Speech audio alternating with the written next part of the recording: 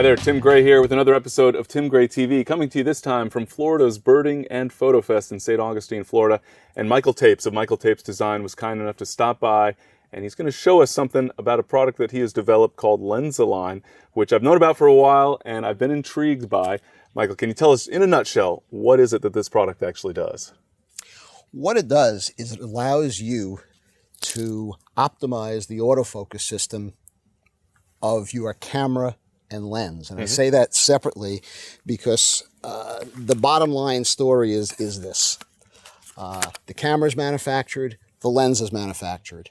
This is calibrated to some mythical standard. Right. This is it's not mythical, but this is calibrated to a production standard. Right. But until you get this body and this lens in your possession and have a conjugal mating here, they've never worked together. Right. So they're going to work pretty well, but they're not going to work as well as they can together. And because of digital and being able to zoom in and the precision of digital and so forth, people got to notice it. It's not that this didn't exist years ago, it's just now that we see it. Sure. So when you zoom in at 1-to-1 pixels, you can see that things aren't as sharp as you'd like them to be. And some of that is because of the manufacturing tolerances between the body and the lens. And the manufacturers acknowledge this, not so much publicly in their marketing, but by having in the menu system, whether it's Nikon or Canon or Sony, they all have it on DSLRs. Canon calls it AF micro adjustment, Nikon calls it AF fine tune. I'll just refer to it as autofocus adjustment or AFA. And that lets you optimize basically for every lens, because every lens is going to be different, lets you set a value from -20 to +20 in the camera for that lens so that it will be optimized for proper autofocus. And the number will be different for each lens, and the camera's smart enough to know that when I mount my 50mm 1.4, it's going to set the -7. When I mount my 600 f4, it's going to set a +6. LensAlign, to answer your question, is the tool that we use in order to determine that setting, the -7, the +6, the what have you, so that you can get the lens and body to perform as good as they possibly can, not just out of the box, okay within a rough spec. Now, I suspect most photographers have heard about the issue of front focus versus back focus, where the camera is focusing a little too far forward versus a little too far back from the subject. That's usually perceived as being a problem with a specific camera model, or you might say a more general camera model. Is it really the camera model that's causing that problem? Is it the software? Is it the lens? Is it a specific camera? How much is this, a range of camera models versus a specific individual camera in your hands? It all comes down to the individual camera. In other words, there's no such thing. I shouldn't say there's no such thing, but in general, there's no such thing as a 5D Mark III tends to back focus, or a Nikon this tends to front focus. Every lens is different, every body is different. Now, if you have a specific 5D Mark III, it may tend to back focus, but my 5D3 might tend to front focus. And the lenses all do. The bottom line is you've got manufacturing tolerances in the body, you got manufacturing tolerances in the lens. In a perfect world, they kind of even out. And it's perfect. But if they mount up where, this body was adjusted and it's just through manufacturing tolerances, there's no final tweak at the factory of this lens and this camera. That's the bottom line. Now, autofocus has gotten to be incredibly advanced. And complex. And complex. When I pull up some of the menu options for a given SLR in terms of the adjustments that are available for the autofocus, the various settings for the autofocus, it becomes clear that this is very advanced technology. Is that technology not making up for the shortcomings of the lens or for the overall system? In other words, with the latest and greatest camera, with the very latest autofocus technology, does that not sort of eliminate the need for a product such as LensAlign? No, it kind of amplifies it. Because of sort of the lesser precise the autofocus system is, you're going to get a range of shots. Some are going to be front focus, some are going to be back focus. So you're not going to see a consistency of my shots are back focus because they're going to wander. And they all wander. Every autofocus shot is a little different than the other. You move, the subject moves, life. A lot of variables. Plus the fact, what a lot of people don't understand is you've got this mirror flipping up and down, between each shot, and the autofocus is dependent actually on a sub-mirror that's mounted behind the main mirror. So the main mirror flips up, the sub-mirror flips up, and all that has to come down and be precisely in the right place in order for the next autofocus cycle to work. So all this is happening in a very dynamic, mechanical sense. So a lot of the imprecision of autofocus is simply because mechanically this thing is going through gyrations. Imagine, 10 or 14 times a second, it's trying to autofocus in between, but the mirrors have to settle before it can autofocus, because the autofocus module is actually in the bottom of the camera in most cases. So the light comes down and gets bounced to the bottom, and that's done through mirrors and lenses. So you have all the manufacturing tolerances of, are they positioned properly, and then those that move in the course of photography, are they positioned properly at the precise time of focus. So there's a lot of variabilities. Then there's the software. It wants to be as fast as it can, but in order to be precise, it takes longer. So there's a compromise there. We're trying to get 14 shots per second. Well, do you want 14 shots precisely focused, or do you want 14 shots almost precisely focused? Because they're really good. Well, so clearly a product such as LensAlign, to help you get things as precise as possible, great solution. What about a photographer, for example, shooting primarily macro, using the LCD, using live view to set a manual focus for every shot? Do they really need something like this, since they're setting their focus manually for each image? Well, it's a difficult answer, and I'll no, they don't. They don't. Live view manual focus is precise focus.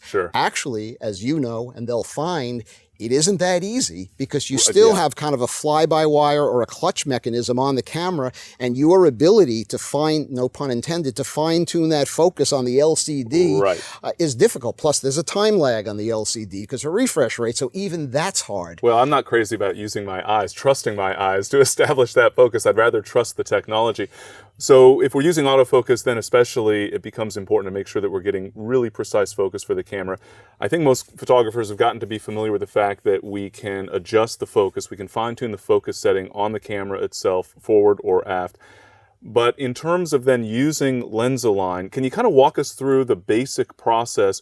What does it look like? How much time is this going to take? What's involved with me creating an adjustment or figuring out what that adjustment needs to be using LensAlign in conjunction with my camera for a given lens? If you ask me to right now take one of your cameras and do it, I could probably finish in 10 minutes for a lens, for a prime lens. Okay? If you were to buy LensAlign and Focus Tune software, which is the companion software, and do it for the first time, it may take you a half hour, it may take you 4 hours, depending on your proficiency, your ability to pay attention to detail. Let me sort of explain conceptually what LensAlign is. It's really a test fixture. It's really something that's designed to tell you, is my camera focusing properly or not? The truth is, when I first designed and conceived LensAlign, the autofocus adjustment on the cameras didn't exist. No cameras had it. So that wasn't my intent. My intent when I designed LensAlign was people were still complaining, or started complaining about back focus and front focus. And I say they need a way to quantify it reliably. And then when they get the stuff back from the manufacturer, because that was the only way to have it adjusted, did the manufacturer do anything or not? Well, shooting in the real world, there's too many variables. So the object of LensAlign is to have a controlled environment under which to test autofocus. And at its basis, we have two parts of the LensAlign. We have what we call the focus target, which is this here, and we have what we call the depth of field display ruler. If I were going to do this camera, and I'll show you that there's some more precision involved. Basically, you end up pointing these two together and aligning them precisely. But the bottom line is, and they would be much further apart than this. For a 50 millimeter lens, they would be 4 feet apart. For a 100 millimeter lens, they would be 8 feet apart. And for a 600 millimeter lens, you would be about 50 feet. So probably not doing this indoors with those longer lenses. No, it gets tough. The point is that when a camera is taking a picture, let's say we're 10 feet away here, a focus plane exists that is 10 feet here, but actually if you think of the distance, it's 11 feet here and 12 feet here. So the lens is designed to produce what's called a coplanar image. So that means that there's a sharp focus in this plane which changes distance. It's 10 feet here, 11, 12, 15. It's infinite there, but it's coplanar. Think of taking a picture of a building. The whole wall of the building is in focus. Right. So the focus system is looking at the focus target. It doesn't know the ruler's here, and we're asking it to focus on this plane. So a plane of focus should exist infinitely, up and down, left and right. Okay. And then we, as observers, then look at the ruler, and this zero line, which is physically, precisely, I mean, to thousandths of an inch within on this same plane, should be the sharpest. Now, you're not going to be able to see the zero line being the sharpest. What you're going to see is how the depth of field falls out, and whether the depth of field is with the zero line more or less centered, or if it's like this, where the sharp shot has most of the depth of field in the front, then that would be front focusing, or the back would be back focusing. Now, a severe case would be the depth of field would be here, and this shot would be soft. A back focus shot where the depth of field is like this, that would be soft. A depth of field like this, the shot would be sharp, but something's not quite right. So do you see it often, or sometimes I guess, where the focus is completely beyond the optimal range, where the back focus has gone all the way outside of what you would consider good focus? Yes, we do. Okay, wow. It's not all the time. It varies. Of course. You know, kind of, I'm very saying this extremely roughly, but kind of like a -10 to +10 adjustment is less sharp than it should be, but you start getting more than between -10 and -20, and then the shots are actually soft. And do you need to start at that point worrying about the quality of your lens or the manufacturer of your lens, or is it just a matter It's a great question, because what happens is people return the lens and they say, my friend's is sharp and mine is soft. Right. It's just that it didn't mate properly to your camera. It has no effect on how sharp the lens is. The one that back focuses may be sharper than the one that doesn't. Okay. That's just a matter of how the autofocus and the manufacturing flange, whatever, once it's aligned, that may be the sharpest lens you ever had. So there's no advantage to having a lens that's proper at zero, other than the fact if you don't want to go through this process, then you keep buying lenses until you find one that's sharp, but you'll still never know if it's as sharp as it can be. Sure, sure. So, but there's no advantage. So if you end up with a -7 setting, should I return the lens? No. -7 setting, perfect. Make an adjustment, sure. And so we've made an adjustment, or not, we haven't made an adjustment actually, but we've taken a picture of the setup here, of the LensAlign, of the ruler in particular, I suppose you could say. Maybe you haven't even taken a picture yet. Can you just make an adjustment based on what you're seeing in live view or through the viewfinder, or what's the next step once we've gotten this all set up? I could, because I've done thousands of these tests, so I have. But no, is there some magic where these numbers on the ruler somehow correspond to the setting? No, there is no correspondence, because even the setting, if you ask me between a -5 and a -4, how far is that? What's the distance? Yeah. It varies on every lens. Sure. It's actually a percentage of depth of field, which is dependent on so there's no answer. A lot of variables, sure. Right. So I can look at a picture and say, if it's back focused, I can say, that camera probably needs a -6. And I could dial in a -6. And I'll do that out in the field. If I'm with equipment that I haven't had time to align, I'll take a couple of pictures, look at it, say, it's front focusing by a bit. I think -7, take one more picture. Yeah, that looks sharp. And I'll shoot. And the point being, it isn't important whether it should have been -7 or -8 or -6. The point is, I'm not shooting it at 0. Right, exactly. That was soft. Okay, so for those of us who don't have your experience, we're going to need to actually take a picture of this setup, of the LensAlign, essentially of the ruler itself, so that we can then analyze and figure out what the adjustment is on the camera. Because ultimately, we're just trying to make the appropriate adjustment on the camera. Is that right? And so I need to take a picture of this setup. What's that next step in the workflow? Then what do I do with those photos? Well, there's a methodology involved, and it's not just one picture, because what we do is we take a series of pictures at different autofocus adjustment settings. If this were, if you were doing this for the first time, this camera, this body, this lens, we'd set it up at 4 feet. There's a procedure where we use true parallel alignment, our patented alignment system that allows us to make sure that the target that we're shooting and the camera sensor are perfectly parallel. Because you can imagine if the camera's pointing this way, exactly, and we're trying to be precise. And just to be clear, I don't go out in the field and align my lenses that way. I do it just what I'm going to explain to you do now. Right. But a typical procedure would be this. So you'd set this up 4 feet away. Mm-hmm. You'd go through the true parallel alignment procedure, which would take about 5 minutes, and using a cable release. The point, I'm going to digress for 1 second. The point is we want to isolate every variable in these shots except for autofocus. So we don't want camera movement. We don't want lighting changes. We don't want anything to change except the autofocus. Sure. So what we're going to do is set that up. And I would say for a first time, you would set the camera to -12 in the menu system. The autofocus fine-tune for Nikon or micro adjustment for Canon. Right. And we would take 5 shots. And what we would do is we would defocus before, carefully, so we don't move the camera. We would defocus, then use a cable release. The autofocus would trigger. It would focus here, but the plane of focus is going to be somewhere. Sure. We don't know yet. So we would take a shot. So what we would do is defocus between shots, because if you just took 5 shots, the autofocus system would say, I'm already pretty close. I'm not going to bother going through my algorithm. So you need to defocus between shots, use a cable release, take a picture, defocus, take a picture. So we take 5 of those. Then change the adjustment setting to -9. Okay. 3 clicks up, so to speak. 5 shots, defocus, shoot, defocus, shoot, defocus, shoot. -6, -3, -0, plus, plus, plus. Because between that -12 and +12 range, pretty much we're going to be there. So we can either look at the pictures, but to be honest, that gets tedious, and that's how we did it originally. Now we have our companion software called FocusTune. Okay. So you merely load that set of pictures into FocusTune. Yes. It loads them up basically instantaneously, reads all the metadata, including the adjustment settings, and then analyzes both the focus target and independently the ruler and draws you a graph.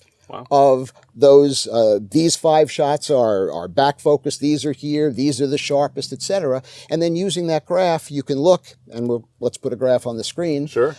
You can look and say, well, the focus is going to be ideal here. Looks like it's going to end up being between +3 and +6. Right. So let's shoot again, taking 5 shots at +3, +4, +5, +6. Now we have a second graph. Taking it a step further. And then we lock it in. Excellent. Okay. Well, that seems pretty straightforward. Obviously, I'm going to take a lot of pictures in the process, but I'm going to end up with a setting for a specific lens. Now, for a zoom lens, do I need to do this at a variety of different zoom settings? Yes. The thing about the autofocus adjustment, unfortunately, it's not perfect. What we're trying to do, and this is actually a good cap for the whole thing, this will not guarantee that every picture you take will be sharp. Sure. Obviously, you have some failings as a photographer. Maybe not you, but perhaps your viewers. Oh, I do. Okay. We all do, obviously. So there's going to be variability there. Right. We're moving as we shoot. The subject's moving. The autofocus has its variabilities, et cetera. So nothing's going to be perfect. What we're trying to do is we're trying to take a camera that took most of its shots front focused, and they may be sharp, but not as sharp as they could be. Sure. And we're trying to nominalize that camera. We're trying to, by putting in a +6 or whatever the number turns out to be, say that the majority of shots are now going to be centered within this depth of field. Range. So our yield from any given shoot is going to have more keepers than it used to. And that's what we're all that's what we're trying to do. Perfect. The sharper shots are going to be sharper, and you're going to have more keepers sharp. Because we've taken the autofocus system from being on the edge of sharp to being kind of centered around sharp. Right. Okay, so this is really fascinating to me. I'm a big fan of precision. And I actually get to the point where I feel like I don't want to trust my camera sometimes. And especially, when I'm photographing at night, I'll zoom in on my LCD and use manual focus and try to make sure. And I often do find that the autofocus wasn't there. And I figure, well, maybe it's just because it's dark, the camera wasn't performing as well. But it's good to know that there's more going on and that there's, something to be said about this front focus versus back focus issue, which I hear come up on a regular basis among photographers. And it's relatively straightforward. It's certainly not a complicated process when it comes to taking pictures, getting things lined up. If I can do this in 20 or 30 minutes for a given lens, it feels like not so difficult and certainly worth the effort. Well, maybe you could do it in 20, 30 minutes. Not everybody can. I'm not going to lie. The truth is, the more dedicated to detail and sticking to following directions and so forth. For example, let's assume you do this series of pictures and you have a 15th of a second set. Right. Okay. Now we have different problems. Well, there's a problem that you might have camera movement Right. even on the tripod. Right. So as a good photographer, you would know that and you never would have made that mistake.